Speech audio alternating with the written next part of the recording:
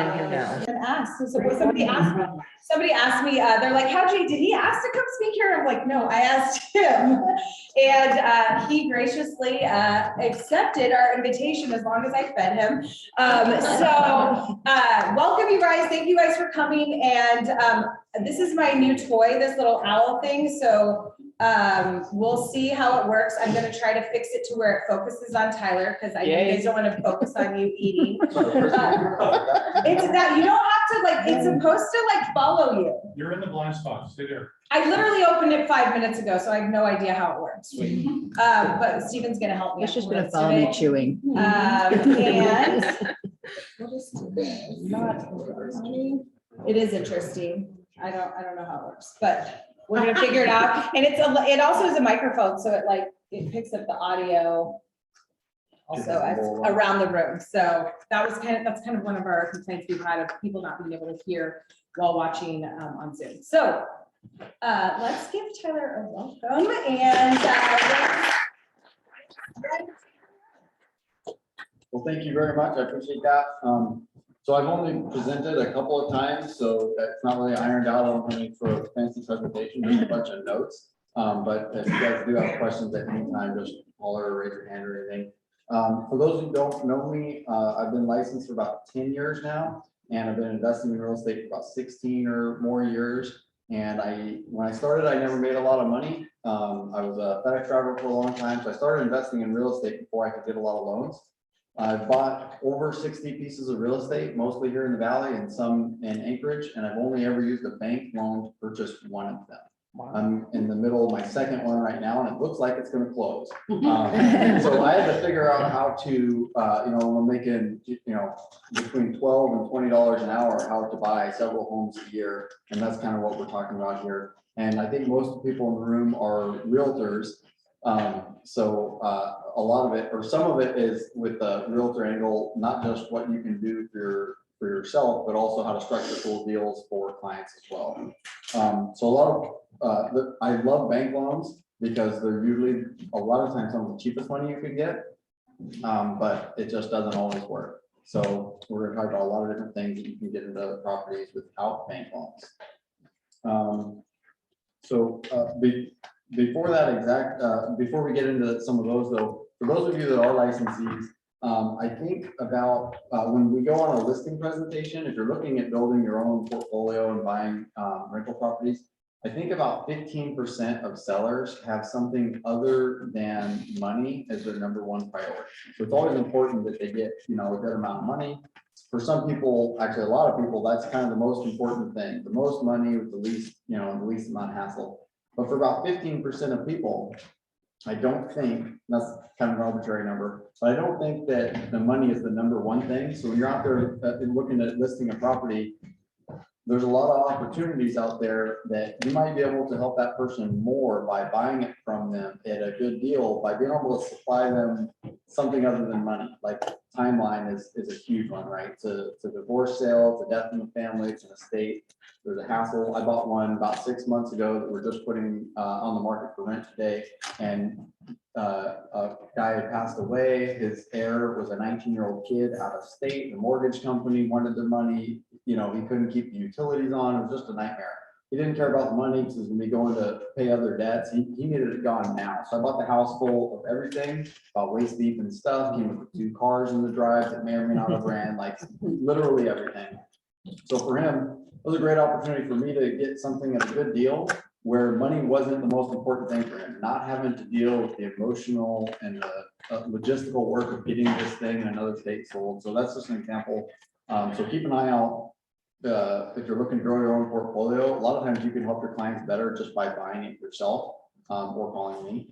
But yeah, so keep an eye out for that. One of the best ways I've built wealth through real estate is with owner financing. And there's so many cool things you can do with owner financing.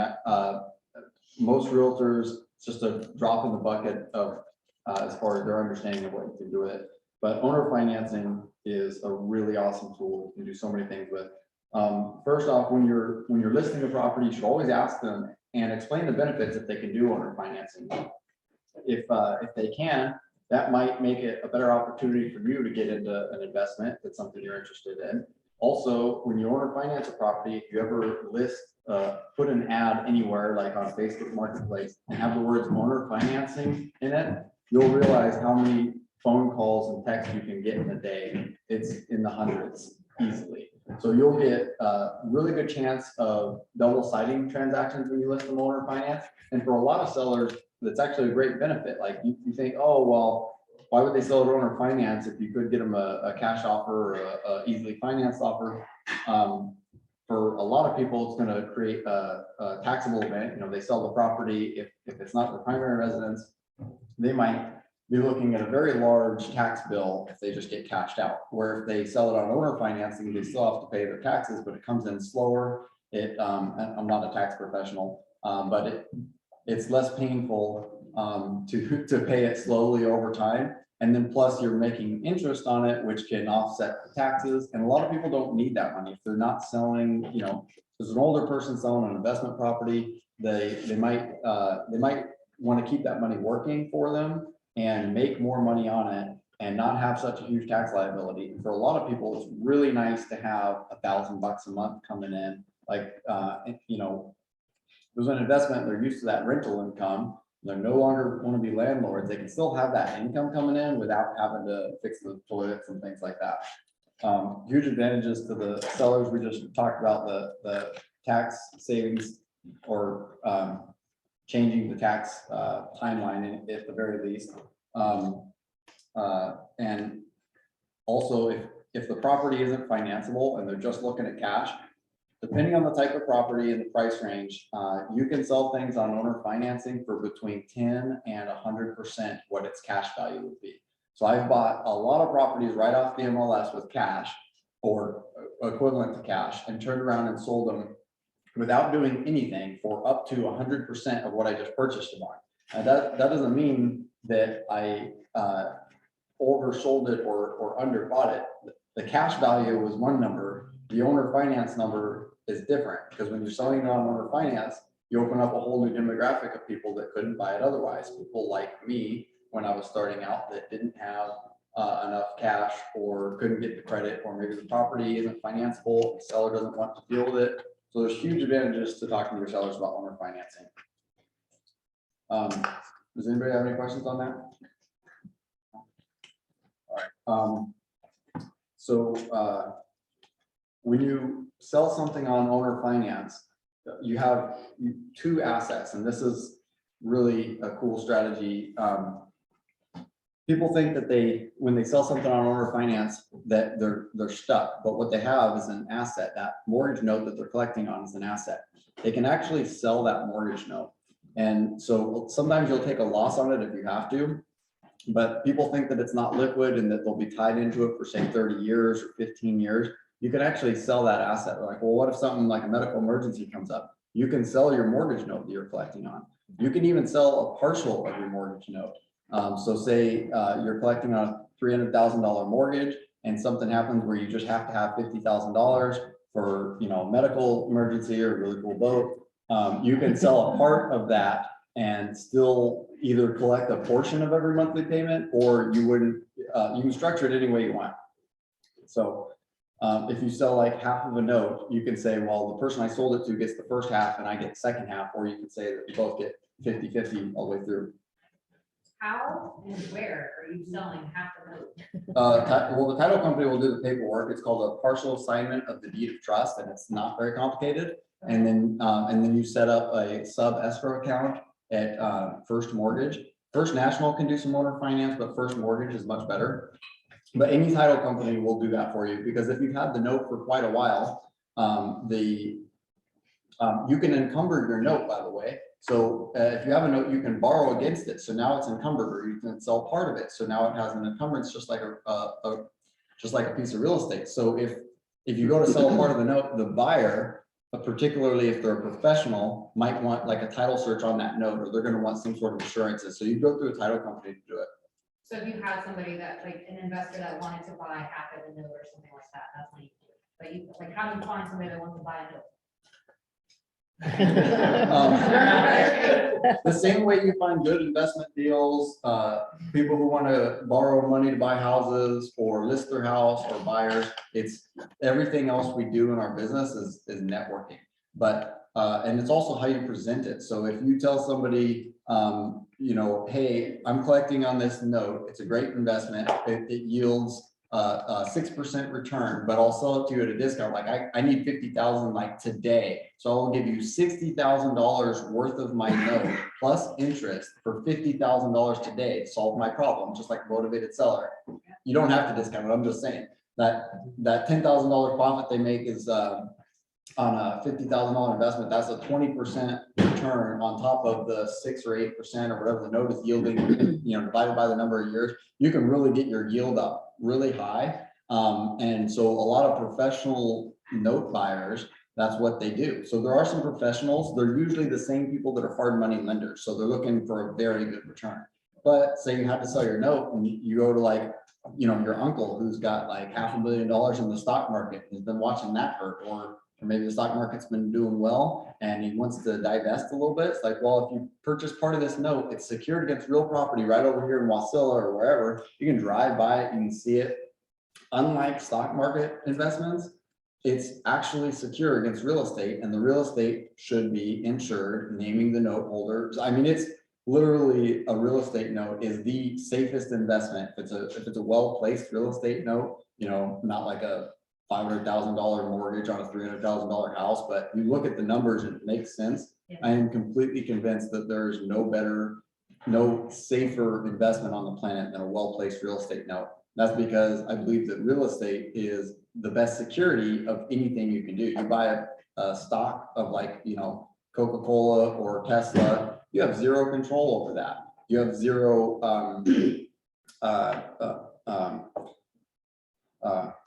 security, word I was looking for. It's not secure. I mean, the company can go bust or it can go up and down. There's nothing you can do about that. So real estate notes are awesome. There's a lot of other cool things you can do with them too. But if you went to somebody and said, hey, you know, I'd sell you $50,000 in my note for $48,000, they're making a couple grand plus the interest.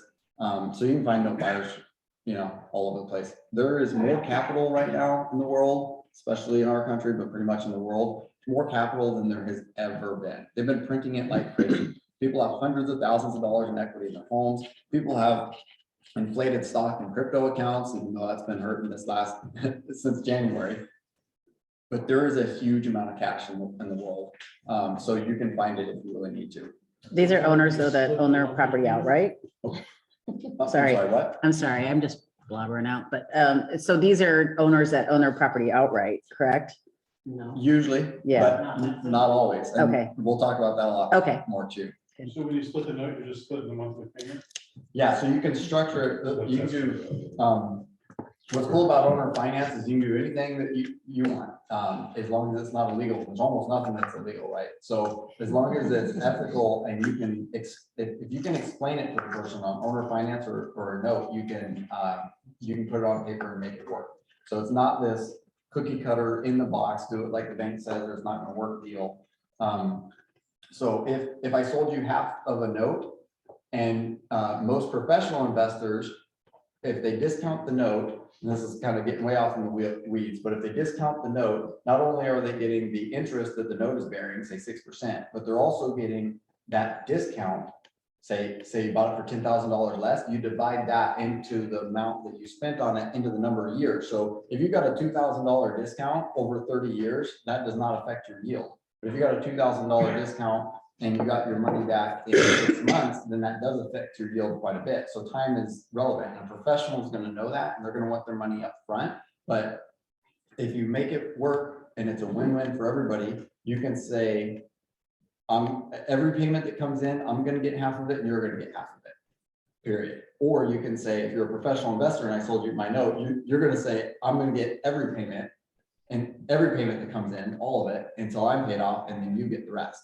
So you can structure it however you want. So I've got one right now where every payment that comes in, I get 78 or 79.2% of it, and the other investor gets the 20.8, if I did that math right.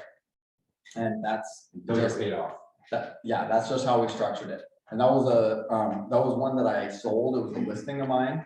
And we sold it and I bought the partial assignment of the deed of trust, and by partial, I mean majority, at closing. So I got a commission, but then I had to bring money to closing to make the deal happen. And now I'm getting the 10% return that the note, the face value of the note's 10% on that one. And I bought it at a slight discount.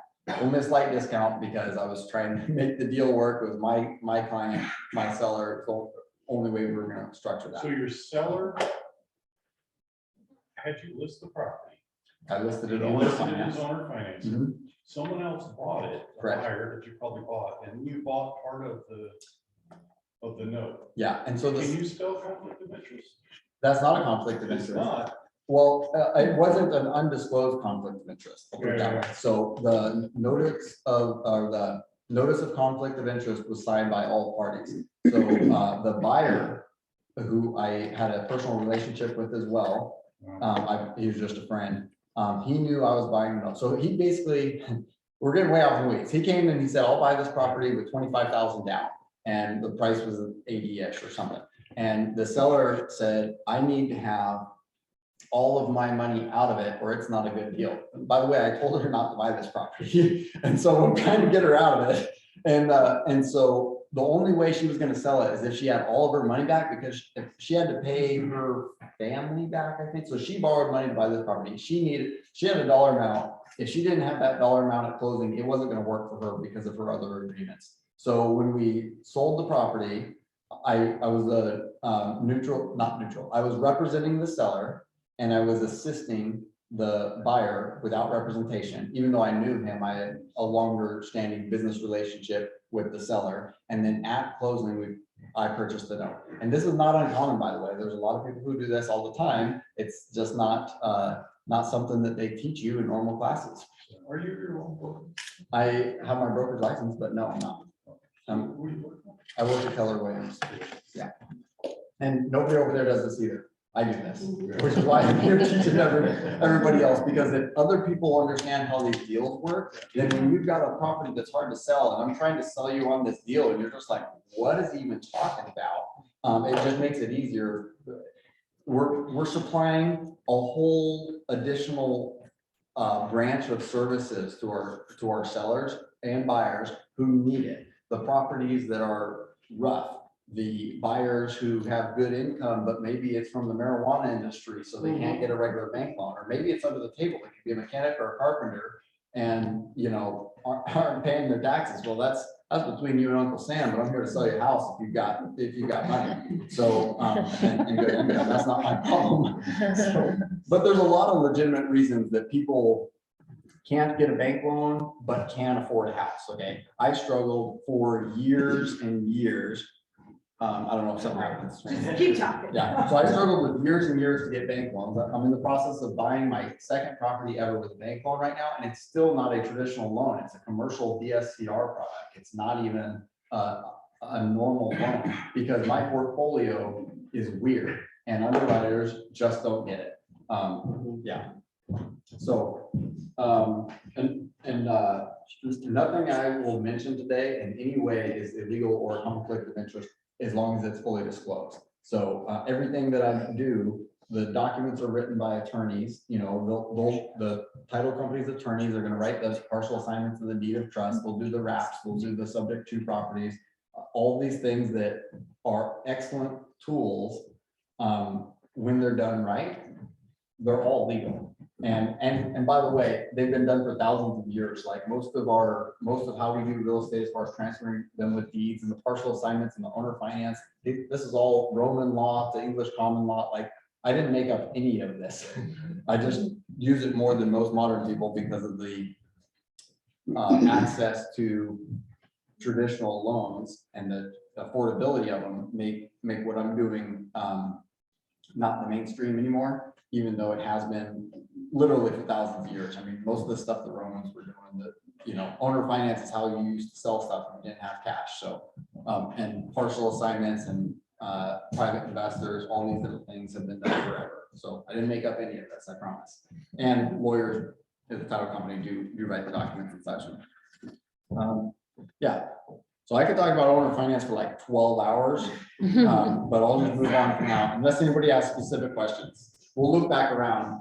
A lot of these actually can be used in conjunction with each other. So like you can do an owner finance with with private money, or you can turn a lease option into an owner finance. So that's the next one I want to talk about, is lease options. As a realtor, I hate doing this for clients. Has anybody ever done a lease option? How much fun was it? Nope, it's not very fun, because most people who want to do a lease option, basically want to do a lease option because they can't afford to buy a house and they think it's going to be a way to buy a house. So I'm the owner finance guy in the Valley, and people call me all the time saying, "Oh, I heard you're the rent to own guy, or the owner or the lease option guy." And it's like, nope. But while I have you, let me explain the difference. So owner finance is amazing. For anybody who's not familiar, when the buyer buys it, they own it, they're in title, and you're just the lender. So you can't tell them, not to pay, paint the house, or, they don't call you when the toilet's broken. With a lease option, this is a specific tool you should only use under specific circumstances.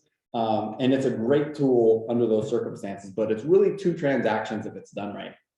And the reason is because of equitable title. So for anybody that remembers back in real estate school, where like if somebody kind of has some money into the property, but they're not in title, they can sue for equitable title. So if you tell your neighbor that they can buy the house, but you don't have a contract, and then they spend a bunch of money on the house, you change your mind, they can sue you for equitable title, because they put money into it theoretically on your agreement, whether they have paperwork or not. So a lease option, to not screw that up, is 2 transactions. You have a regular normal lease that is governed under the Landlord Tenant Act. Says you're going to pay this much per month. You should have a security deposit on it.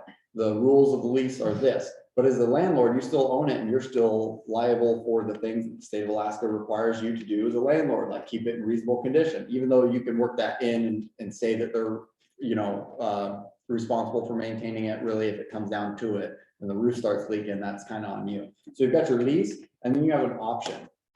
The option is like a stock option for anybody that's familiar. Generally, they put up some money, and now they have a contract, which is the option, that says they have the option, not requirement, they have the option to buy this property under certain terms, and you better spell all of those out within a certain amount of time.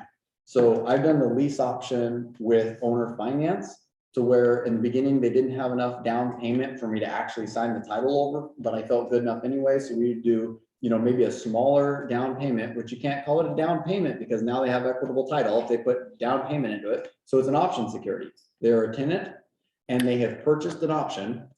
And if they build up enough down payment in the next X amount of time, usually a year or 2, then they can purchase the property for this price under these terms. And I spelled all the terms that are important in the purchase and sale contract, like what the closing costs will be, what the owner finance terms will be. But you can do a lease option where it's not owner finance too. That's just how I've used it, where it's like, okay, you've got 2 years to be able to get bank financing and cash me out under these terms and this price.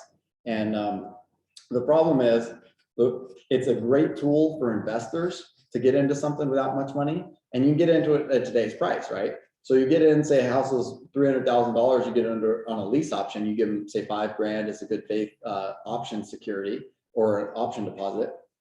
And then 2 years later, so now you've leased it with the option to sublet, for instance. Now you rented it and you're making a little bit of cash flow, hopefully, if you pick a good property. So you're making a little bit of cash flow, but then your option goes for 2 years. What happens to the real estate prices in 2 years? If it's gone up, you now say it's gone up 50 grand, you've made 50 grand because you can close and reclose, or you can assign that to somebody else. You can make that $50,000 less closing costs. And if it goes down, you've made cash flow anyways. So I don't think the market's going down, but that's a whole other discussion. If the market did go down, you've lost your option security, but you've made cash flow that whole time too. And if your option is small and your cash flow is more, it's going to be fine. I mean, basically just structure your deals right. Most people wanting lease options are not investors. And when I started, I did several of them, and generally they didn't work out. And I was like, we've given you this opportunity and you didn't make it. You didn't do what you said you were gonna do. You didn't fix your credit. You didn't start paying taxes, whatever the deal was. So they couldn't get the bank loan. And so I had a few deals fall apart, and one, the buyer put I think $5,000 down, and then he was paying more than market rent for the option. And at the end of the term, he couldn't pull it off. And I felt horrible, even though it was him that didn't do what he said he was gonna do. And that's when I decided I'm not doing those for people that, it's a specific tool for a specific use, and it's generally not end user consumers unless you feel really good about it. But it's a really good tool to have in your tool belt. And then there's rent to owns. That's not a good tool for anybody. It's a real tool, but it's really bad. And the problem is most rent to owns work something like this. By the way, every time I hear about a rent to own, because I won't do them, somebody comes to me and they're like, I heard you're the rent to own guy. And I'm like, no. And they're like, well, so the problem is I've gotten to this contract, and then 3 years later, the guy didn't want to sell it to me. So what do I do? I'm like, great, call a lawyer. You should have called me 3 years ago, and I would have told you not to do that. But the problem with rent to own, like the Rent-A-Center for the furniture store type of thing, you go in, usually put a little bit of down payment, and then you pay rent on it. But a portion of the rent is supposed to go towards the purchase price. And we call that equitable title. So 2 years later, they can't get the loan. And but they've got equitable title in it. They got like $1,800, and they think they own the place. And then they get a lawyer, and he's like, this sounds fantastic because the property's appreciated $100,000 in that time. So the lawyer's looking at that $100,000, figured he can probably walk with half. This, it's a nightmare. The other thing is they're almost never done right. So most of the gripes I get about them, because most people outside our industry don't actually know about equitable title, but attorneys do if they gripe to somebody that happens to know. But the bigger problem is that the sellers can have too many issues. Seller changes their mind. Generally, it's not in writing, which is ridiculous. When you do a $300,000 transaction and not have anything in writing, and then the other thing is all kinds of title issues, right? 2 years, you've been renting the thing for 3 years, and then you go to buy it, and you're like, well, let's get a realtor to help us put this together. And then they do a title search, and who knows what's on the title after you think you've been paying for it for 2 years. Or the guy dies, and this kid comes up from the States and said, my dad told me on my 10th birthday I was inheriting this, so I've got title, right? So it's just a horrible idea. It is a legal thing to do. It's just a dumb thing to do. So I don't ever do rent to owns. Private money. So private money is the coolest way to really scale in real estate. So when I first started out, I was, like 19 years old, and kind of had a hard time convincing people to lend me a bunch of money.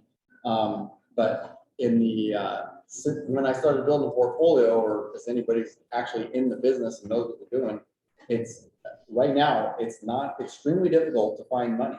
Everybody has people in their phone that has hundreds of thousands of dollars in their home equity or their retirement accounts or stock market. So here's how private money works. Is everybody familiar with hard money, a chance? So private money is very similar to that. So if I know somebody that has money sitting around, this could be a relative, this could be a friend or a colleague.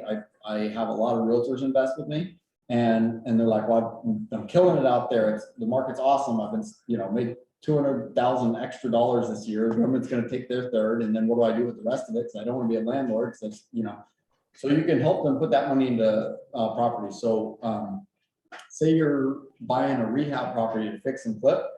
I can go to a private person and negotiate any terms I want, or any terms that work for both parties, and they'll lend me that money. They'll get a deed of trust and a promissory note, just like Wells Fargo does if you borrow the money from them. And so if I don't do what I say I'm going to do, which is pay as agreed to the terms, then they can actually foreclose on the property.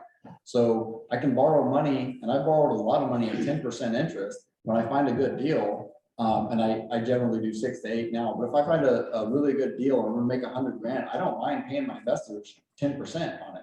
I can go buy that, pay them 10% interest, fix the property and sell it, or in some cases, fix it and refinance it if I want to keep it for a rental. Maybe the property wasn't financeable in the beginning. Or maybe I didn't want to put an offer when there's 6 other offers that was financed through some weird commercial loan because I can't hardly get a loan. So I can write them a cash offer with private money, close in 2 weeks if the title companies are there. And I used to close deals in 5 days, but you can give a cash offer, close the deal, fix the property, refinance it, rent it, sell it, whatever you want to do. There is a ton of private money out there. I can't stress this enough. It's crazy. Everybody has money right now. Anybody over 40 has money right now. Does anybody have any questions about private money? No? Okay. It's a really cool strategy. They have that note that they can also sell or sell a partial to. You can use multiple people if you've got a few people. Like family members that want to lend, you can do private money from several people. And then there's hard money, which is almost the same, except for hard money is generally like a professional. It's usually a guy that's done a lot of real estate over the years, and now they're usually older and have a boatload of money and don't want to do as much work. They'll just lend you the money.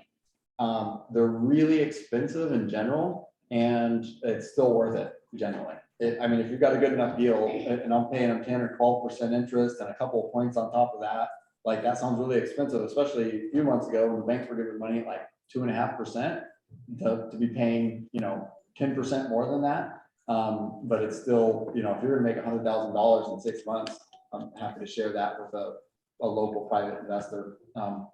So the difference between private and hard money, generally hard monies are professional. This is what they do for a living. A lot of times they're borrowing it from other wealthy people and lending it out and making a spread.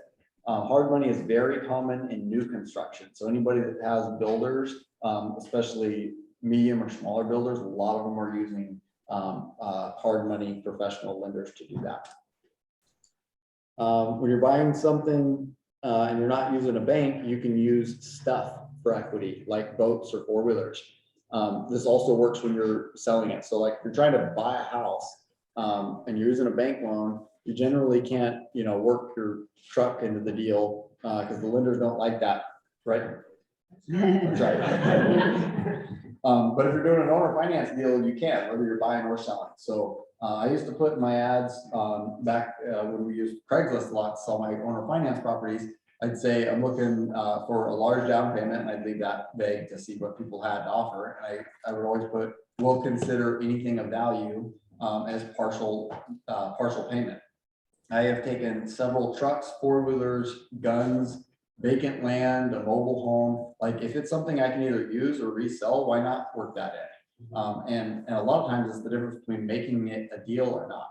So you can do that on anything as long as there's not a bank involved. So like you can do it with a lease option. You can use a truck as an option security. You can do it with an owner finance deal. And yeah, so it works good. If you are using a bank loan or not, but if you're using a bank loan, you can use your commission towards the down payment. And that's something I think most people know, but if you're a realtor and you didn't know that, you're trying to come up with, maybe you're looking for an FHA loan and you're gonna live in a property. If you're getting 3% commission, you can put that towards your 3.5% down payment, makes it getting into a property a lot easier. Talk to your broker about if they get any splits, but most people will let, you can put that towards it. So other ways to get money for either down payments or full purchases is a credit card. So we have bought houses on credit cards.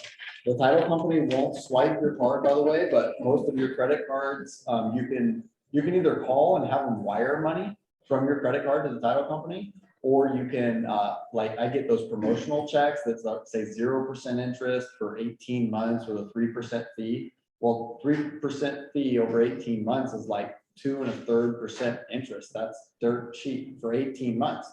And so yeah, we bought houses on credit cards, and it's very easy to use as down payments for owner finance. So I've gotten those little things in the mail, the promotional thing, deposited in my bank until they clear it, and then grab the cashier check title. HELOC loans, home equity line of credit. So on my house, I've got a small HELOC loan. Property popped up on the MLS, so it was on there for the whole world to see. And I went out and bought it with a cash offer. and then resold it. And so it wasn't my cash per se, but it pretty much was, because I could walk into the bank, get a letter from Key Bank that said I have this cash in one of my accounts, was HELOC, and I left, wrote a 2-week closed cash offer, bought the house on a HELOC, sold it a few weeks later for 120,000. Didn't do anything to the property. This is a property that was on the MLS for everyone to see, but what nobody did was offer them a cash quick close deal. And the way I sold it on for 120 was on owner finance. And the house definitely needed some work. It was probably worth, be worth over 300 today if they fixed it. But if not, it was still livable and it's still a good, affordable, place to live for $120,000. This was just a couple of years ago. So it was a great deal for the buyer, and we're getting anything better than that in that price range. It was owner finance. The seller got the cash we needed to just be done with Alaska, and I used it right off of the HELOC. Anybody who has businesses, like realtors, can potentially get business line of credit, and so you use a business line of credit. So it's still bank money, but it's so much easier than getting an actual bank loan. Is a lot of paperwork for a house, a mortgage. But if you've got a HELOC, credit card, lines of credit, all those you can go grab as cash and write a cash offer on a property, get a letter from a bank saying you've got the cash, and be ready to close and as soon as title is. Another cool side note on HELOC loans is for asset protection. If somebody wants to sue you and they go talk to a lawyer, the lawyer's first thing they're gonna look at is it worth it? So if you have say a $300,000 house and you haven't paid off, the lawyer sees that as a $300,000 target. If you have a $250,000 HELOC and you borrowed none of it, you still actually have $300,000 worth of equity, and it will generally look on, when the lawyer looks into it, you have a $250,000 liability against that house. So your target on your back went from 300,000 to 50.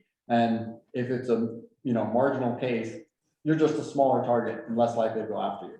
So lawyers will take frivolous lawsuits if they think there's a chance, but if the chances are low anyways, and the payoff is low, then they're less likely. So another great way to get into investing, if you find a great deal, you can partner with an investor.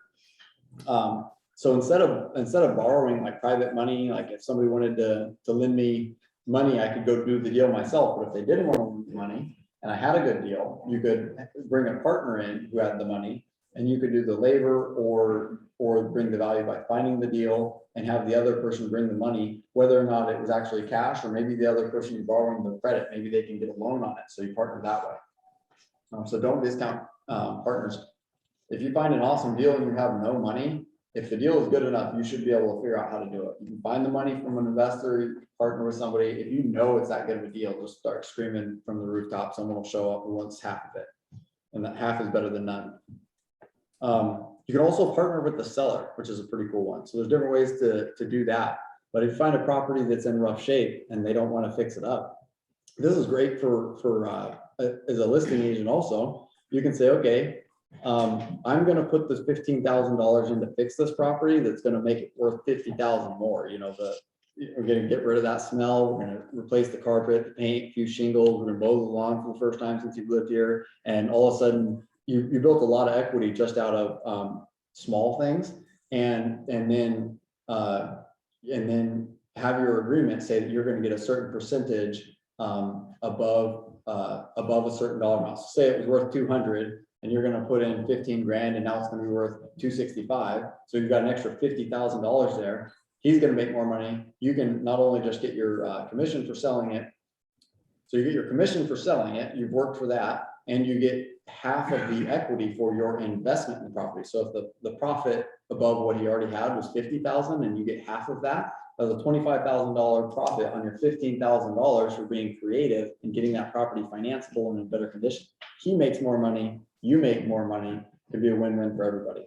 I did it with a piece of land once with a lady had bought it for 15 grand several years ago. It was clearly worth more, but it was weird shaped, and I didn't know how much more. And I said, well, I could list this for you. We can shoot in the 30s or whatever and see what it turns out as. But she needed money like right now. I said, okay, I'll give you the 15 grand that you paid for it, and I know it's worth more than that. And then I sell it at my terms and my timeline, and when I sell it, you'll get half of the profit. So when I did sell it for 35 grand, and I bought it from her for 15, we split the profit and I made $10,000. I didn't get the commission. I just got $10,000 on a $15,000 investment in a pretty short amount of time. And she ended up getting $25,000 total. But what was more important for her at the time was to get this house sold, or get the land sold now. She had to sell that lot to get her mortgage on her home get caught up. So that was a great example of solving all of her problems by partnering with her instead of just offering her like, 20 grand on it. Cause it was hard to figure out exactly what it was worth at the time. Did you have to do something to the land? No, I did not, but I didn't know what it was worth because it was long and skinny and it was kind of not optimal, but it was in a good area. And I figured it would be worth in the 30s, but I wasn't going to give her 25 in case I was wrong and could only sell it for 30 minus the closing costs. I'd end up getting, like less than a brokerage fee or comparable after investing tens of thousands of dollars.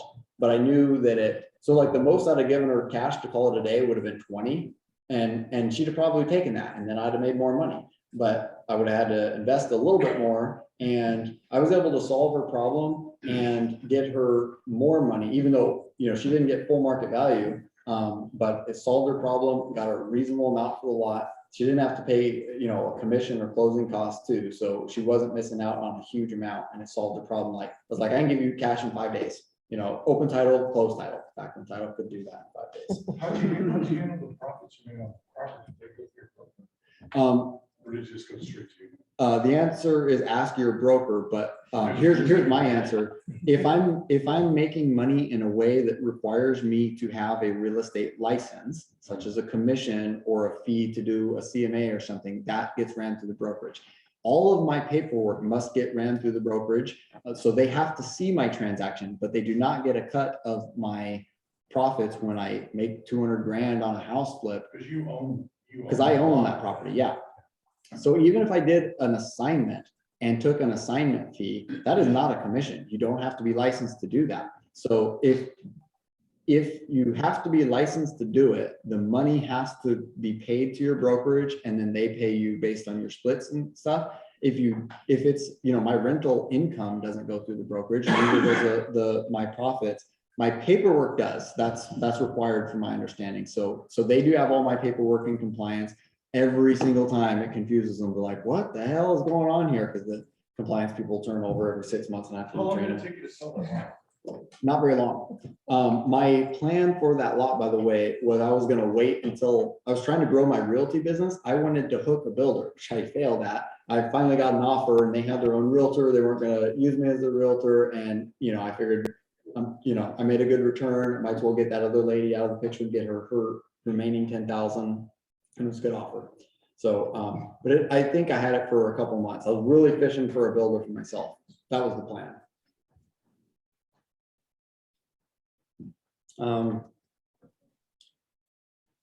Okay, so if you or somebody has money in a retirement account, you can not a retirement account, just a brokerage account. You can cash that out to get into real estate if that's something you're interested in. You can also, in certain circumstances, borrow against it. So say you're really bullish on the stock market and you love stocks, or you don't want to sell when it's at the low point, you can use your stocks as collateral and borrow against it. So you stay in the stock market if that's what you choose, and still have money that you borrowed against it to go buy a piece of real estate.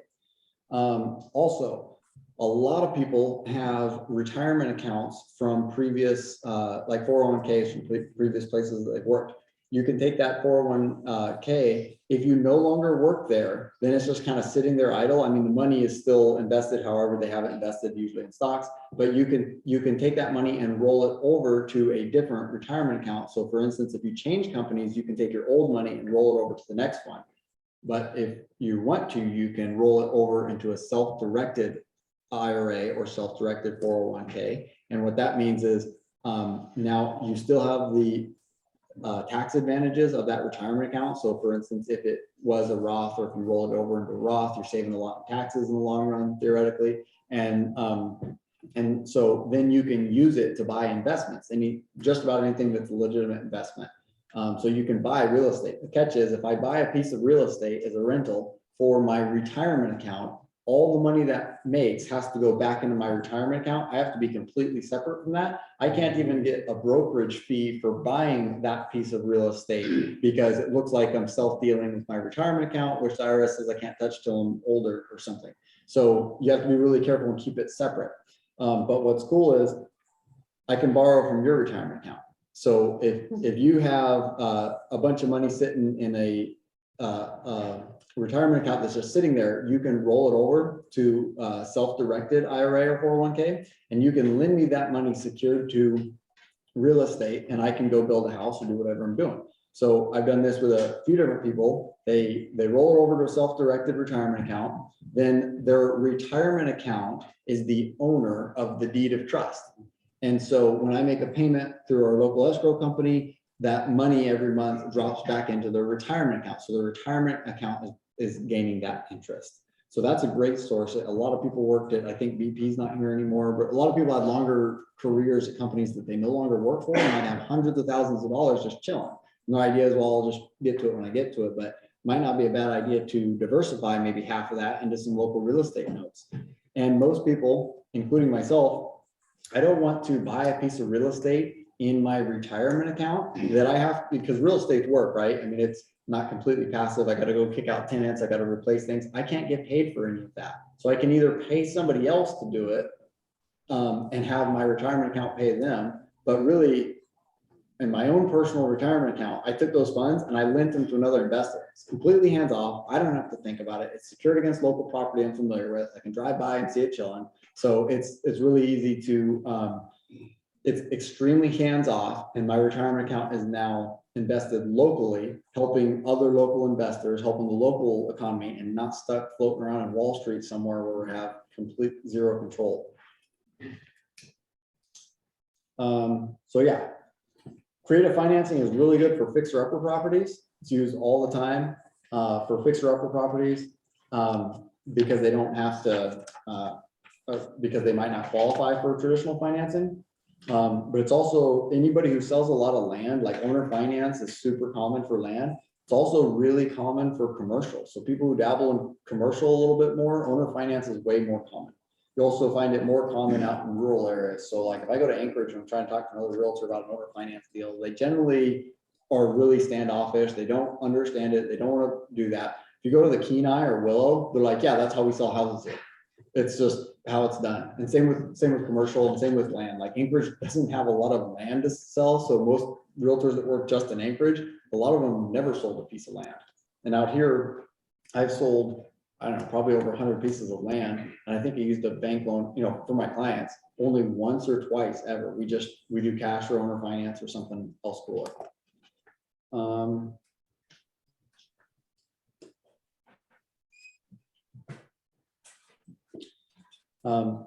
Other than sorry, I bounce around a lot. We're talking about owner finance notes. I can sell them or sell partial assignment.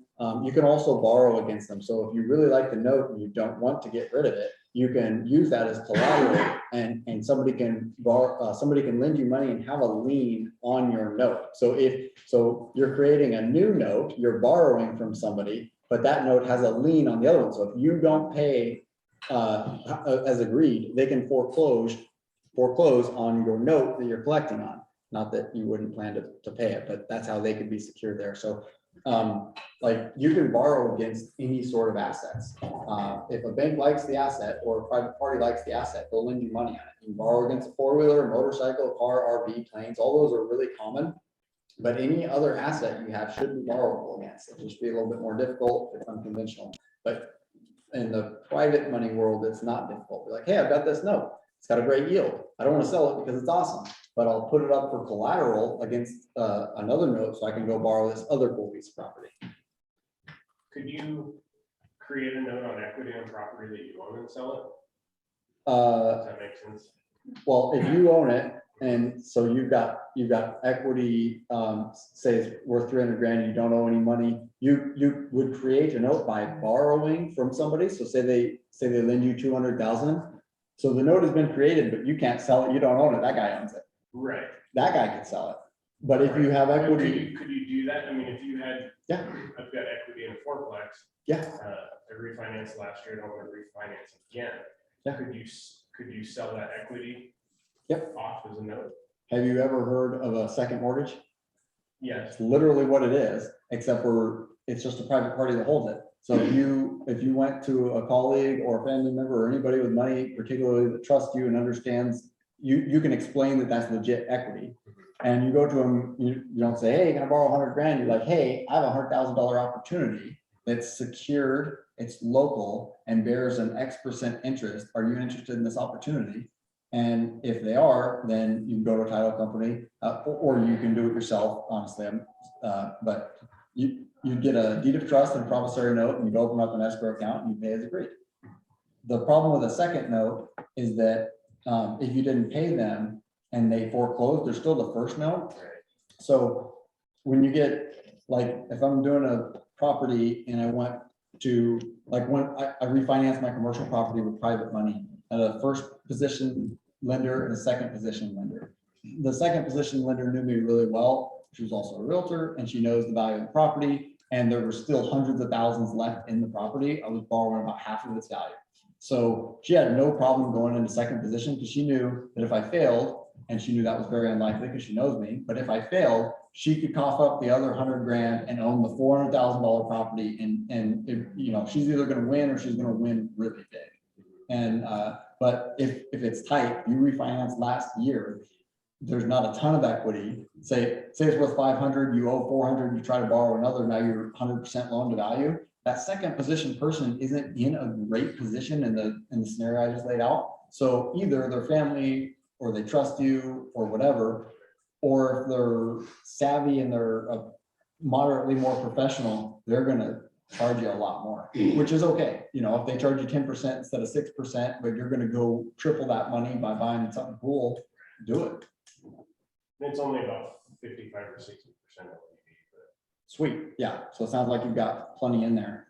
A professional like a hard money lender will do that. Did you have a question? I have a question. So on those type of notes, are they able to charge prepayment penalties? Like in that exact scenario? Yeah. Is that legal to do? Prepayment penalties, I'm not a lawyer, so take this about 95%. Prepayment penalties are not usually legal on residential, like 1 to 4 units. They might be, well, nope, that's not the case. If it's your primary residence, I'm pretty sure it's not, but the loan I'm closing this week actually does, it's a commercial loan and it does have prepayment penalties, but it's not a conventional Fannie Mae, Freddie Mac type of loan, right? So I don't think it's legal for primary residence, but ask your attorney. Here's what I say about prepayment penalties. If I sell something on owner finance, I don't care if they pay me off early. If they pay me off early, that's awesome because I've discounted the note and I've done that by building equity because I fixed it or did something. So if I buy something at 50 and sell it for 100 and they want to pay me off tomorrow, that's awesome. Even though I'm only making 50 instead of maybe 100 over the long term. Now I've got all my investor dollars back or wherever the original 50 came from, and I've got my new 50 of profit. I'm going to reinvest that and make more money. And so when I'm talking to sellers and they say, well, what about a prepayment penalty or investors or anything? I say, hey, listen, if this guy pays you off early, that's great. If you're upset that you want your money reinvested somewhere else, I can do it in 10 minutes. You want that money to go somewhere else? I've got equity in properties right now. You got 100 grand laying around, let's talk. You know, so don't ever worry about getting your money back. They're like, oh, that was a really great investment. We've got more. Deal of a lifetime only comes up about once a week. I stole that from somebody. I use it a lot though. It's good.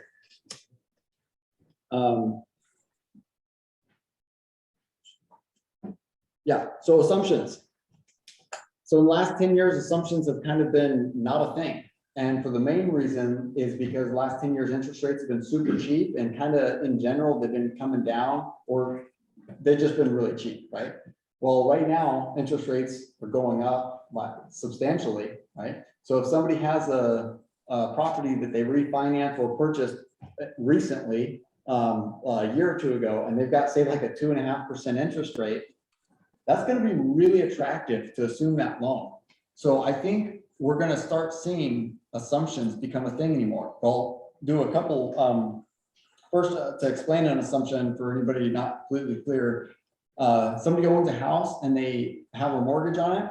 Some mortgages are assumable, and what that means is the original owner's name will come off of that and the new buyer's name will go on that. The new buyer has to qualify for the loan, so they have to have reasonable credit and income to qualify for it, just like if they went to go get their own, which is why it hasn't been a thing in the last 10 years, because it's easier just to go get your own than to do an assumption. Well, now it's worth it, or will definitely be worth it. So the old owner is no longer on that loan, the new owner is. A problem is if the loan is for 200 and the house is now worth 400, because we've seen mad appreciation in the last couple of years, right? So the property worth 400, they can assume that $200,000 loan, but there's still a $200,000 gap. So for a lot of buyers, they won't be able to fill that gap if they don't have 200,000 cash. So it's not something that we want to go out there and use every day. It's just not going to work. I'm not even talking to clients about it unless I see an opportunity. Actually, I haven't done one, but I haven't done one recently because of this scenario, but I believe that it will be a thing in the next few years where people will do loan assumptions, because there'll be, I mean, if you're buying an expensive property and you can get $500,000 at 2 or 3 percentage points less, that's a lot of money, especially over the long term. So kind of watch out for those. I think they'll be coming back. And then a subject to. This one's fun. Anybody know what a subject to is? Taking a property subject to the existing mortgage. It's confused with an assumption a lot, but it's not. So, and actually a lot of people say it's illegal, and it's not, nor is it unethical if it's done properly. You can do anything wrong. Subject to is if I purchase a property that has a mortgage on it, and instead of assuming it, because maybe the buyer doesn't want to for a number of reasons or isn't able to assume it, they get the deed to the property, so they own the property and they don't pay off that loan. And they might have forgot to tell the bank that they own it now. This is not illegal, by the way. So the mortgage in the fine print, one of those 8 pages, there's a due on sales clause, which means that if you sell the property, it allows the lender to call the note due in full. But they don't do that for several reasons. One, they don't want to if you're paying the note. 2, it creates major compliance issues because it all of a sudden goes from a performing note to an unperforming note, and they don't want that property back. But it's not illegal because it's literally written in the contract that they have the right to do that if that happens. So lawyers will do this. They'll do subject tos for you all day long. And basically, and the title companies used to close them. They like cookie cutter deals now, but you can close them elsewhere. And so this is a tool that's really awesome and should be used extremely sparingly. This is not something I would ever do for a client, but this is something that a smart real estate investor should have in the tool belt and only use it in the perfect time. So here's the problems with it. If I buy a house from you for say $200,000 and you have a $180,000 loan on it, I can give you your $20,000 of equity and own the property with a deed and take over the property subject to your existing mortgage. So like on a title report, you're already buying it subject to the easement, subject to massive boroughs, right? Subject to all that crap. It's just subject to the mortgage that's on it as opposed to paying it off. So yes, I'm buying a $200,000 property for $20,000, but now the property is still subject to that $180,000 debt, which means I'm going to pay it. And the problem is, since I didn't assume it, your name's still on it, which means if I screw up, I'm screwing up your credit. Here's where you usually use these. You use these when the buyer is almost in foreclosure, their credit is shot, they're in the middle of a divorce, someone died, and their life is pretty much ruined, and they can't sell the house because it's underwater. So you come in and take it subject to, and you make up their back payments. So you've caught up their mortgage, and then now you're fixing the house, and every month you're fixing the house, you're paying their mortgage. What happens to their credit? Go straight up. So when it's done right, you're actually fixing their credit. Because if you bought that house outright for cash, you'd need an extra $180,000, which can make that deal go from a great return to not even possible, right? Like if I can make 20 grand on 20 grand, that's a good deal. If I make 20 grand on 200 grand, that's not worth my risk and effort. So, but if I did buy it cash, your credit's toast. It was toast then, it's toast now. You have nothing on your credit except for a mortgage that was bumped for the last 12 months. So your credit's still toast. But if I take it subject to and make a payment for 6 months, your credit goes from like, 480 to like 670. And generally in that time frame, I'm gonna fix the house and resell it, or I'm gonna fix it to the point where I can refinance it. Here's where people do it unethically, and I would never do this. I buy your house and fix it up and put a tenant in it, and I'm gonna write out that loan for 30 years. I'm gonna fix your credit, but the problem is, 5 years later, the seller's world is better. They've gotten over things, they've got a new spouse, and they've got new jobs, paying their bills, their credit's awesome because of me. And then they go to buy another house, but that loan is still in their name. So their debt to income, even though I fixed their credit, they might not have enough income to get into another house. You can also get around that because you can qualify for a loan, a traditional loan, even if you can prove that you've been paying it, that somebody else has been paying it. You do that by showing them the escrow account. But the problem is, you explained all of this 5 years ago, and now they're upset. And it's very difficult to deal with somebody who's upset and thinks that you're the problem, even though you weren't, and you were literally saving them from foreclosure and worse financial disaster then. So I don't do that. My plan is to fix it and refinance it. And you only do this very, very rarely. It's something I've only done a handful of times. One time we fixed up the house and we sold it. The other time I fixed it up and refinanced it because I wanted to keep it. But it's a really cool tool sometimes. But if you go underwater, they take the hit, and you're just out.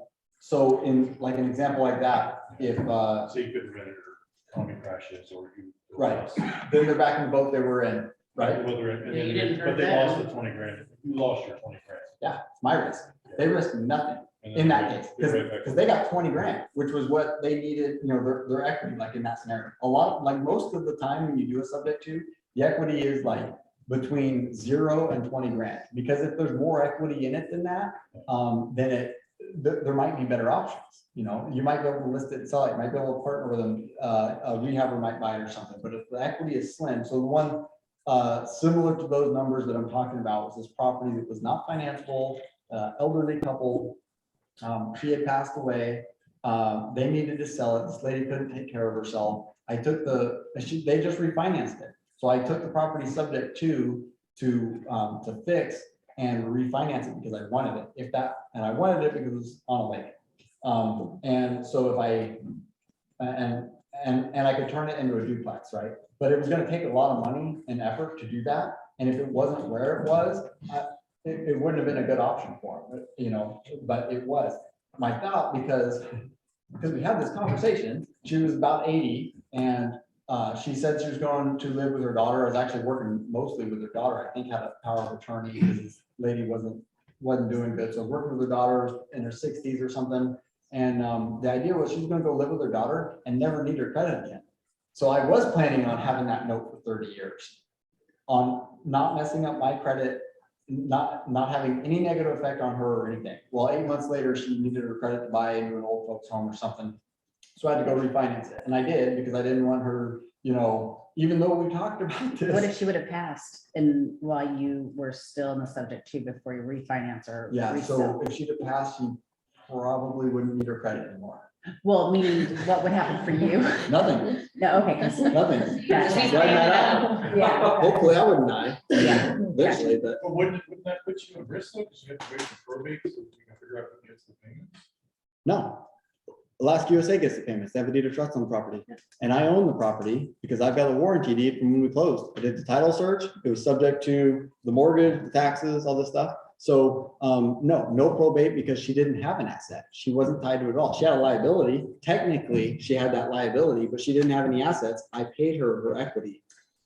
So, okay, take this lady off the table. What if they're $15,000 down? They really only have 5 equity, right? That's all you're gonna give them to walk, because you're gonna make Yeah, up so payments. when you close the escrow, 15,000 would catch up their mortgage and they would get the additional 5. Now their mortgage is caught up. You set up the escrow account so that when I make my payment every month to First Mortgage, they take, because I don't have to give her all of her equity, right? I generally do, because it's not a good subject to deal if she's got a lot of equity. But say we decided to do it, she had 100 grand equity, and I only wanted to give her 20 down payment and another 80 over the years. I could pay her, say, $1,500 every month to an escrow account. And that escrow account would take a round number of 1,000 and send it to Alaska USA or whoever the underlying is. And she would get $500 dropped into her account. And that might be something that works for an older person that just really could use that extra $500 like forever, for the rest of her life potentially. And then if something happened to her and she was still collecting payments, well, her kids want payments, you know, like if you have a chunk of money and you pass away, your heirs will get those, whoever it is. If you have an asset that you're collecting on $500 a month, a lot of people that do owner finance are older and they ask that question. They're like, you want to do this for 15 years? I don't know if we're gonna make it 15 years. It's like, okay, well, you plan on, you know, blowing it or you want it coming in every month. And if something did happen, do you think it'd be a cool gift to pass on to your heirs that you're sending them $800 a month for the next 15 years? Is that pretty cool? And they're like, yeah, actually, that'll solve, you know, that'll cover this, this, and this payment for the rest of my life. And if something happens, it'll go to my kids or whoever.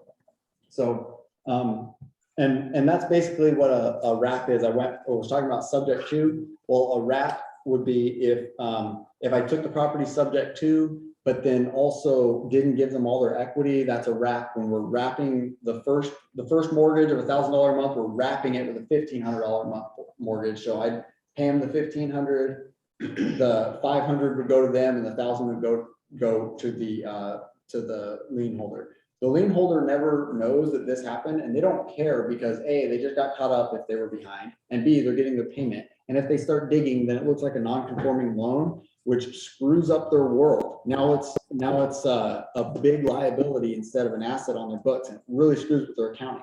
So I've talked to attorneys and professionals who've done this hundreds and thousands of times. They never call the due on sale if they're being paid. And if they're not being paid, they're gonna foreclose based on non-payment, right? Like if you don't pay them, there's gonna be a problem. Yes, Honda.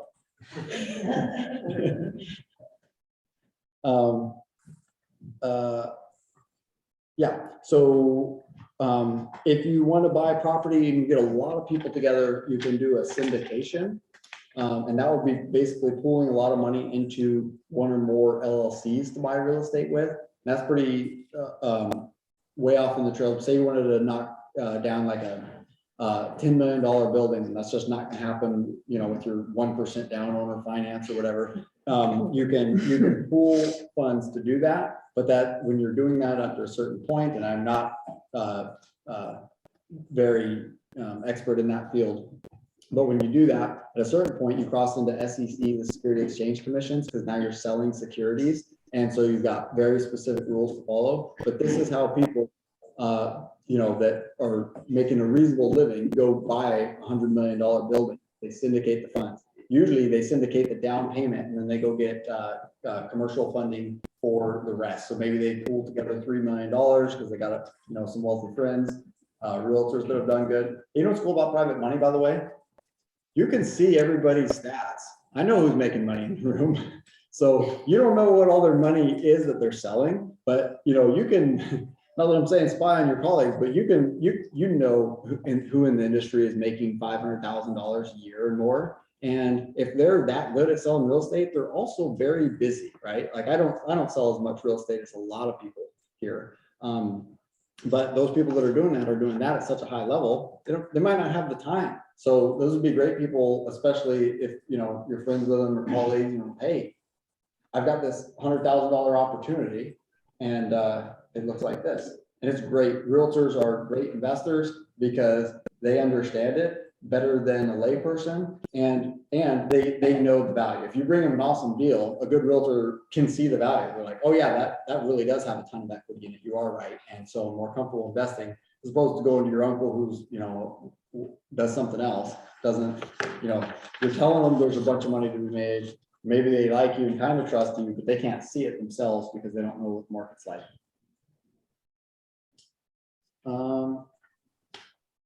So I mentioned earlier, I only bought one house ever with a bank loan. I have used bank loans to refinance several times. And so a lot of these properties, a great way to build wealth is to buy a property that's very broken and you fix it up. But broken properties, you can't get financing on a lot of times. So if you can use any of these strategies like an owner finance, private money, hard money, fix it up, then you can go refinance it with a bank loan. And what that does, or if it's your own money. So I bought one for $100,000, house in Palmer, completely trashed, and we put a bunch of money into it. Now it's done, and we're gonna be renting it at a pretty good premium. The rental market is crazy right now, and I'm gonna refinance it, which means that all the money I spent to buy it and all the money that I spent to fix it, I will get all of that back and still have a very good positive cash flow. And I'll have the tax depreciation, the equity growth, the mortgage pay down. I'll be making wealth on this property 4 different ways and have 100% of my money back. After the refi? Yeah, so I can go do this again with the same money. I have to find another good deal. I have to do a lot of work. It's 6 months to do this, but if I recycle my same, say, call it 150 grand, recycle my same 150 grand and, twice a year, then in, 3 years, I've got 6 properties with the same $150,000. And if each one cash flows $500, not to mention the mortgage pay down of an extra couple hundred in tax savings from the depreciation. And I think I missed one. Anyways, let's call it. Pay down. Yeah, okay, that's probably what I missed. So $1,000 a month, times 6 is, starting to look like real money with the same amount of money you started with. You just recycle the money. You can do that even if it's like that example was, I use my own money, but you can do that with private money. So you borrow 150 grand to do this deal, you pay it back when you sell it. You borrow another 150 grand, you pay it back when you sell it. So one way I talked about owner finance, and are we good on time? I mean, as long as people are interested. Okay, cool. We're a little- I'll just keep going then. Yeah. So one of the things that I built a large amount of wealth with was a type of deal where I would buy something on private money. Usually I've done this with cash. It doesn't matter where you get the money originally, but most of them I did with private money, and I do them in about the $50,000 price point. And I would go buy some junker property. A lot of you know that I've sold a lot of mobile homes on land out here, foreclosure cabins, crap, lots of rough stuff. And so I would buy it, and then we would put our own money and labor to fix it up. We'd usually, in the typical deal, keep it to less than $10,000 worth of fix up. So we'd be into it for about 60, 50 of which we borrowed from a private party. At the time, we were paying 10% on these little smaller investments. And then I'd turn around and sell it on owner finance, and we would generally sell it for twice what we had into it. If we didn't think we could sell it for twice what we had into it, we just didn't consider it a deal. So we turned this thing that was rough, we put in new carpet, cheap stuff, but made it not smell like that, fix the broken pipes, do whatever, to make it safe, clean, but cheap, like the cheapest flooring you could get. And then we'd sell it for, 100 to 120 on owner financing. So the way it looks is if I'm paying 10% interest on a $50,000 loan, if that's amortized for 18 years, that's about $501. And if I sell it for say 110,000, but get $10,000 down payment, that down payment reimburses me for the 10,000 we put into it. So now we're in it for nothing but our labor. And we have a $100,000 loan at 10% interest over 18 years is $1,000 a month. So that's a difference of $500 a month. Now you don't get the tax advantages. You don't get the, you do get some principal paid down on your loan. You don't get the tax advantages. You don't get the appreciation. The buyer gets the appreciation. They get the tax advantages of owning real estate. But we just, in a few months, could turn somebody else's private money into an income stream for them and for us. So in that scenario, we would have $500 a month coming in for the next 18 years, which is not bad when you times that by 30 of them. Your private money lenders were lending you money for 18-year notes? Yes. Wow. Yeah. Not all. Here's what's cool about private money or owner finance. Whatever terms works for you and them. So one guy that invested with me over and over and over, he wasn't old. He was I don't want to guess, but he wasn't near retiring. I'll put it that way. He wasn't near retiring, and he made a lot of money at his day job. He liked real estate, but he was busy, right? So just like a realtor that likes sales and they're just killing it, but don't have time to go look for the deals. So every 6 months, he would have an extra, he was frugal and he made a lot of money. So every 6 to 12 months, he'd have an extra 30 to 50 grand laying around that he wanted to invest in real estate. He liked that he could see it. He liked that it was local. 18 years didn't mean anything to him because he makes a lot of money.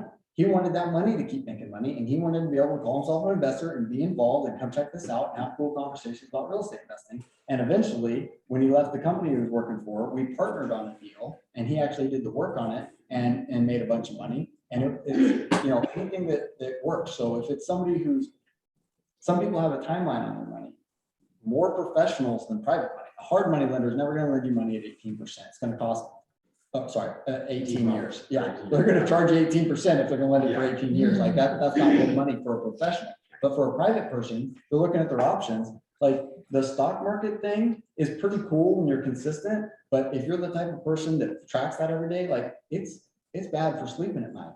Like I hate that. I don't have very much money in the stock markets because I can't control it. And I don't want to be like, well, my net worth went down by 20 grand this month, even though I work 60 hours a week. You know, the stock market is crap. It's not crap. It's still not my favorite. So say he had a bunch of money in the stock market, diversifying some of it, but I was paying him 10%. That's not chump change, right? And so at this point, I've paid off some of them, but he's getting thousands of dollars a month coming from me, and I'm getting thousands of dollars a month off of those same projects. And occasionally, when you sell something owner finance, you have to take it back. I'm not in the business of foreclosing on people and kicking them out of their homes unless I have to. Generally, there's 6 to 12 months behind before I do that, and that's costing me a lot of money. But I don't want to be having the reputation of the guy in the valley that kicks a bunch of single moms out of their homes that I sold. That's not what I do. You already do though. No. Negative. Actually, I've been in I'm the, just joking. thank you. I've been in the business for a lot of years before I ever have to foreclose, because what we do is open up a dialogue. And when it becomes clear to both parties that this isn't working, they will either give it back in deed of lieu of foreclosure, or I will broker it for them and sell it, and that can get them some of their equity back. And as the note holder, I'm happy to move my note, let the new buyer assume the note, because this isn't working out. I would love to be able to pick the buyer who is paying me, right? So eventually I did have to foreclose on some people that just, disappeared, never call you back. I mean, I've had some pretty rough properties, but I don't think I've ever lost property on any of my 60 deals I've done. I've lost some sleep, but never lost money on any of them. Who's your lawyer? Um, Sorry, who do you recommend as a real estate lawyer? I know there's a lot of lawyers that practice everything. There's some that do divorce. Like, do you have some good recommendations on a couple? Not particularly, other than I went to Neil Ainsworth, who is a real estate attorney on some things. He does not do a lot of the things that I do. It's outside of his realm of expertise. I wouldn't say that. That might not be fair. It's outside of the things that he chooses to do. I don't know what his expertise is. It's very smart. He's helped me with a lot of things. This type of thing I've learned mostly from books and internet and experience from other people who've done it locally and abroad. One of the first books I ever read on all this stuff was written by a real estate attorney in Denver. And I don't remember the name. It's not important because it wasn't one of my favorite books anyways. But this was, this isn't stuff I made up. This isn't stuff I'm winging at all. But I mean, we are getting creative, and sometimes it's a CYA measure to get legal counsel. Yeah. Yep. Do you have, I'm not asking you to name them, do you have that around here? I don't. So you're recycling the same documents that have been already. Well, yeah, if I have a deal, I send it to the title company or escrow services, because escrow services will close things that the title companies won't anymore. I've closed dozens and dozens of wrap transactions at every title company in town, and now none of them will do it because they've all been bought up by corporate. I'm not going to go down that route, but the title or the escrow officers are like, yes, we've closed those for 40 years. No, we can't anymore. But escrow services will, and the attorneys will still write the docs. They're going to get the documents from Dalrymple and the same people that we do on every normal transaction. The creative structuring, like a lot of people, maybe some brokers think, and I'm not pointing at anybody, I promise, but they're like, if it's not in this box, if I wasn't told I can do this, then I'm not going to. But the reality is, real estate is an ancient industry.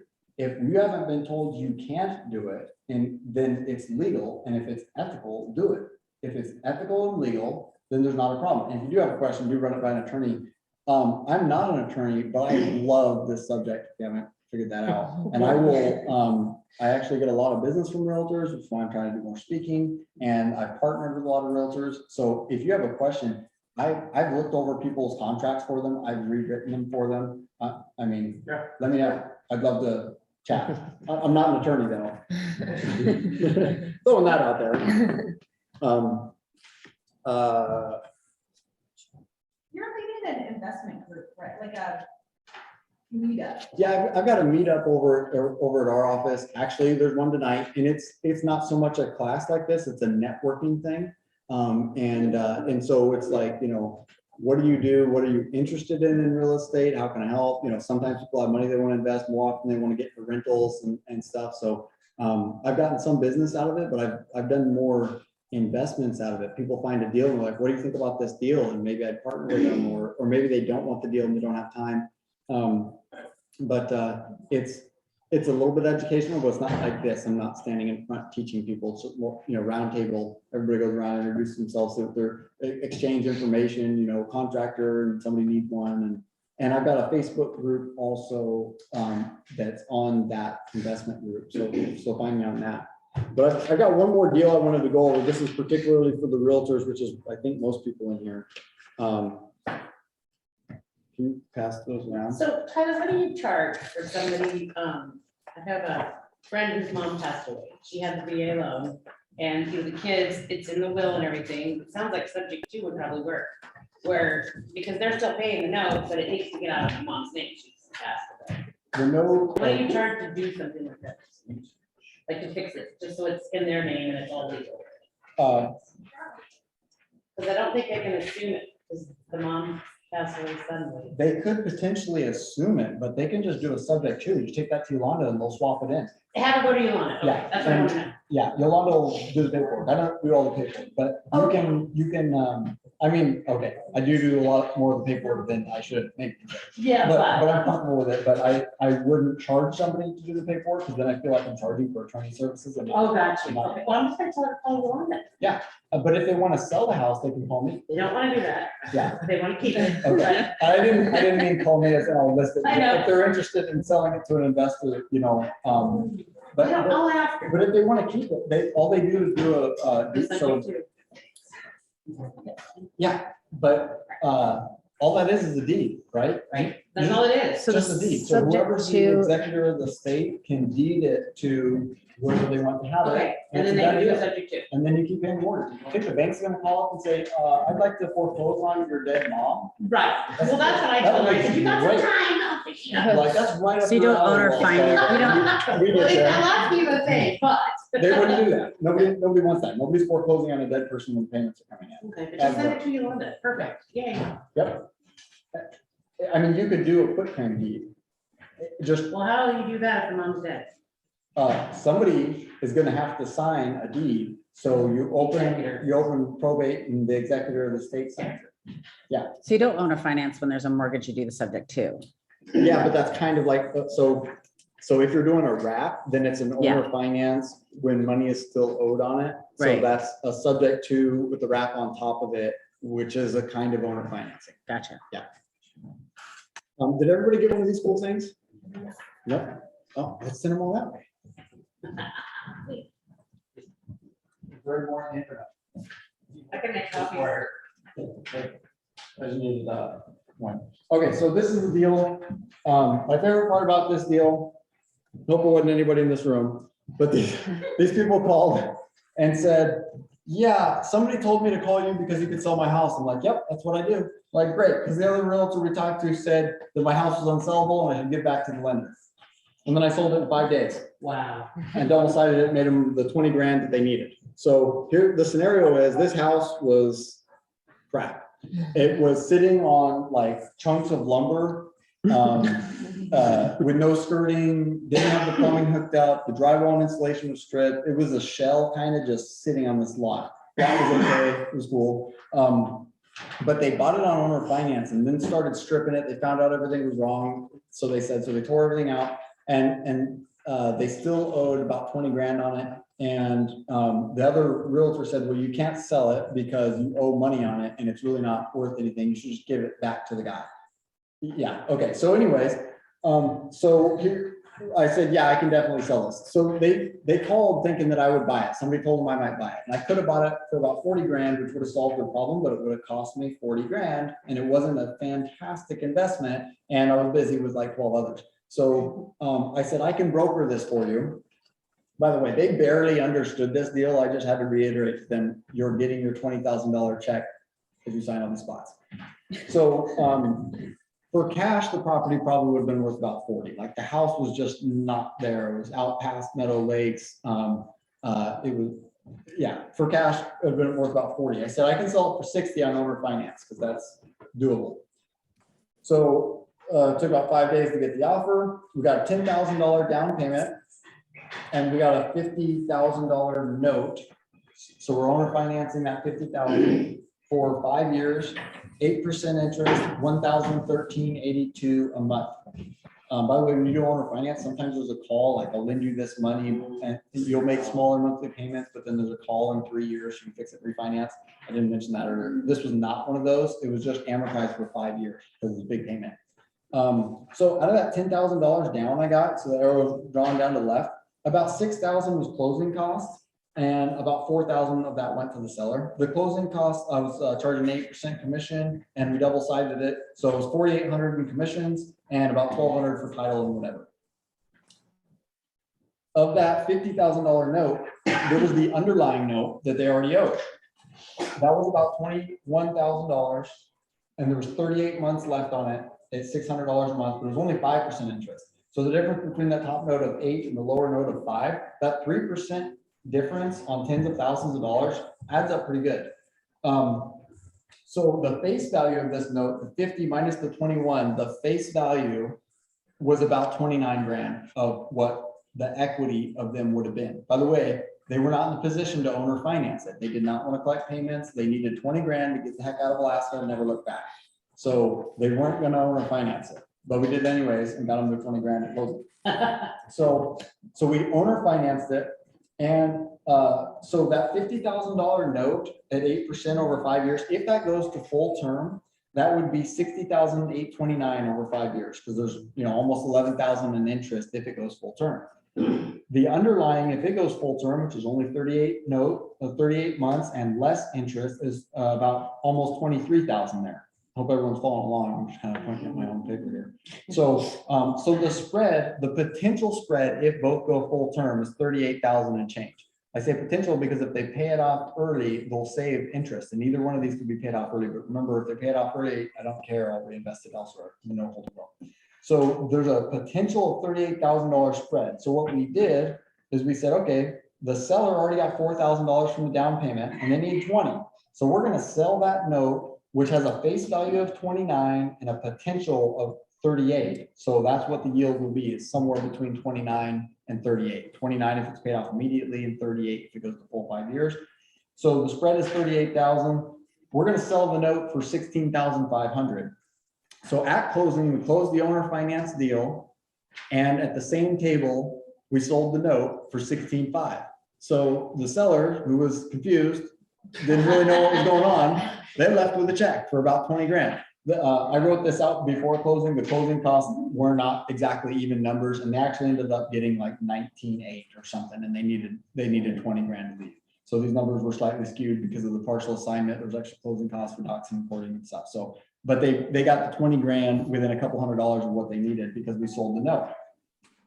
But I actually bought the note, just like I did when I did earlier. So this would have been a super easy note to sell. Hey, who wants to make a bunch of money? I need 16 grand today, you're gonna make a bunch of money. So the note profit over 5 years between the 38,000 and the 16,500 that was paid for is 21,529. So that 21,529, if you divide that profit into the initial investment, which was only 16,500, so 21,000 profit on a 16,500 investment. But then you divide that by 5 years because ROI is usually annual rate of return. So you divide that by the 5 years, and it's an annual rate of return of 26%, which is just a smidge over Warren Buffett's. If I could repeat this like 50 times a day for 90 years, I'd have as much money as him. So my profit on this $60,000 unsellable deal is $26,000. I got the buyer a good investment that he can fix up and make money. I got the seller the 20 grand that they needed when the other realtor told them it was an unsellable property.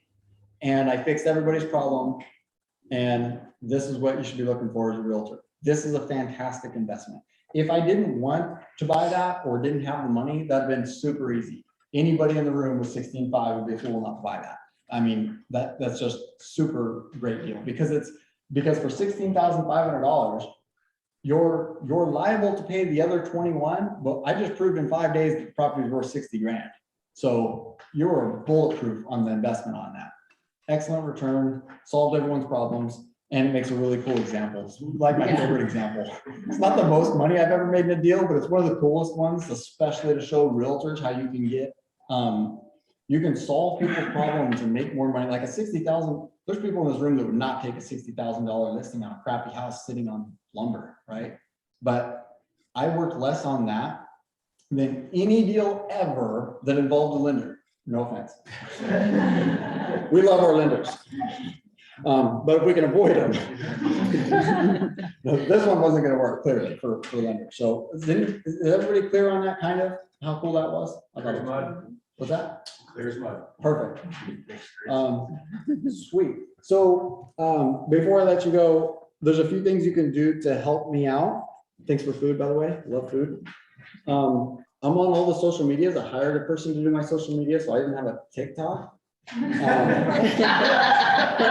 You do. Hilarious. I know.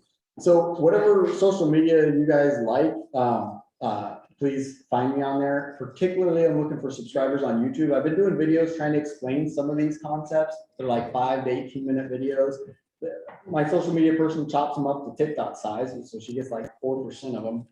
You know, YouTube is where you'll find the full videos. And if you want to know anything more about any of these things, I obviously can ramble about it like forever. I've got the investor meetup about once a month. Realtors are completely welcome. It's not, you know, you can bring your clients. I'm not going to snipe your clients. You know, anybody who's interested in investing in real estate, show up. We're there to learn. I do get some clients out of it, but everything in real estate is a relationship, which is why I'm here. Because next time you guys see a house that looks horrible or something weird or crazy on the title or anything, I'm hoping that you'll remember me, either to help you with the deal or if you're looking for a referral or anything. But I'm happy to help people with the deals. Yeah, I've partnered with realtors, I've partnered with sellers, I'll partner with anybody with good documents. And of course, I'm always looking for investments. I've invested a few $1 million of private funds here in the Valley. So if anybody is interested in doing that, I don't usually pay 10% anymore, but maybe that'll change if the regular interest rates keep going. But 6 to 8%, any terms we can work short-term, long-term, balloon payments. What's cool about private money is you get the structure. You're like, man, I really need my money back in 3 years. Great, we'll do a new construction deal. There'll be no problem to get your money back. And deals, if anybody sees a deal out there that is, you know, crazy, I really like the ones that you would be embarrassed to show your clients, like it smells horrible or looks horrible. I bought a lot of hoarder houses that are like this deep. The one that I bought in Palmer recently, the guy passed away. It was really rough. He had over 100 pizza boxes. And he didn't eat the crust, so all of the crust of those had turned into mouse poop. So that's what happens when you leave it empty for like a year, because the kid out of state's trying to get probate in Alaska during COVID and couldn't figure it out, and mortgage company's breathing down on it and stuff. So if you see something horrible, I'd love to hear about it. Yeah. Yeah, there's a realtor that does some investing that he kind of put a proposition out to people he knew, same kind of thing. He's like, if you come across something that's just like not your day, call me. And he's like, I'll let you represent me to buy it. And which I thought was kind of a cool thing. Is that Nate? No, No, okay. no, it was actually Jesse. Oh, okay. Yeah, and he's like, so I sold it to him, you know, I kept the commission, so I wasn't totally out of the deal. That property was 100% not sellable the way it was, and on top of that, and it had a suicide in it. And he said, I'll just take it like it is, she can leave whatever she wants, done. It was like $65,000, this little house in downtown Palmer, and Yeah. took it and turned around, I mean, I think we probably did. Some websites. It was a good resource for me to have too, and then I came across it like 2 months later. of the Yeah, same- Steve, I'm gonna Diet Dr. Pepper. Thank you. It's delicious. Who is that? No, no, I don't mean- Yeah, so like. if It's there's pretty an- smart. Miss Tyler Bobo, he's really smart.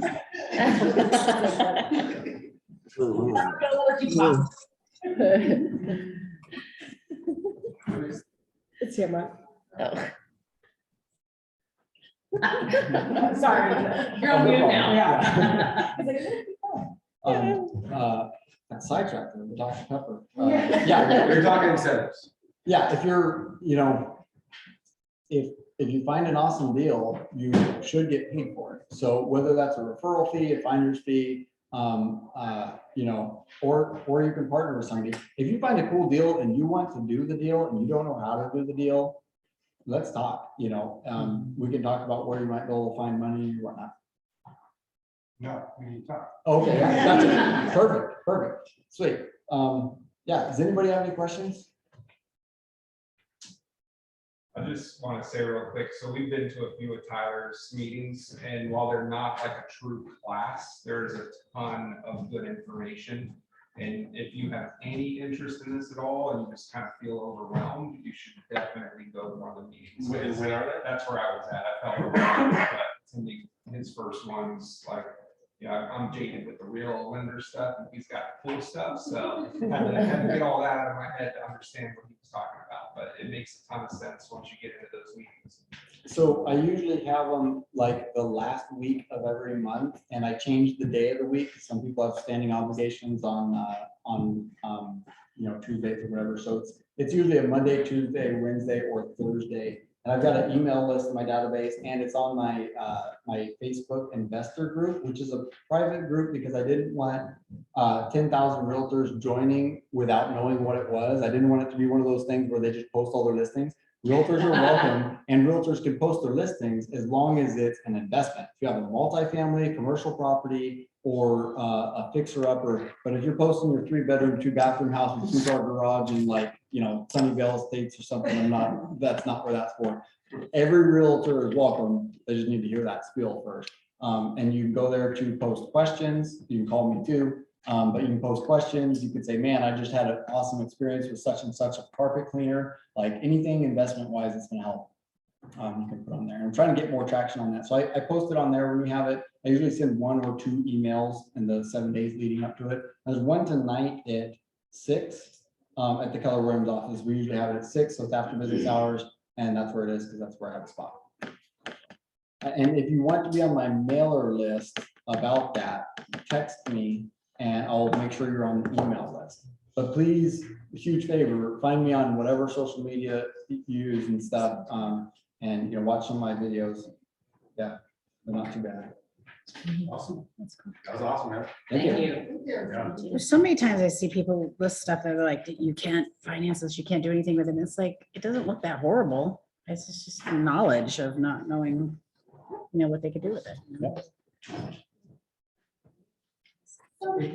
Thank you. This is for you. Oh, thank you. Yeah, for doing this, because obviously it was something everybody was really interested in. So I appreciate it. Thank you very much for having me. I really appreciate Yes, it. yes, thank And you. I'm willing to come back, like next year or something, refresher or whatever. So I'm gonna hold you to that. do. I did. I'm just happy I got to see you because I thought you were coming last week and I was out of town. Oh. Remember I said, can Debbie record you? Yeah, a couple So I'm so people. excited. Yeah, we actually, so like as many people that are here, like we have like 4 or 5 people that said, can you please record it? Because I can't have it. Right. Yeah, I texted several people yesterday. I didn't get to everybody, but I was kind of going down the list saying, hey, I'm gonna be there. And a few people asked me, so. Yeah, so I'll have the recording. So if you need it, like if there's somebody you talk to that I don't talk to. Awesome. we'll have it. Well, thank you very much. All right, thank you.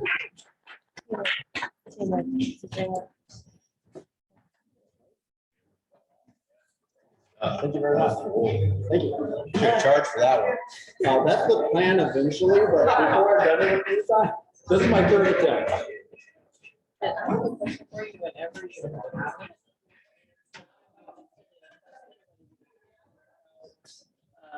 That thing's cool.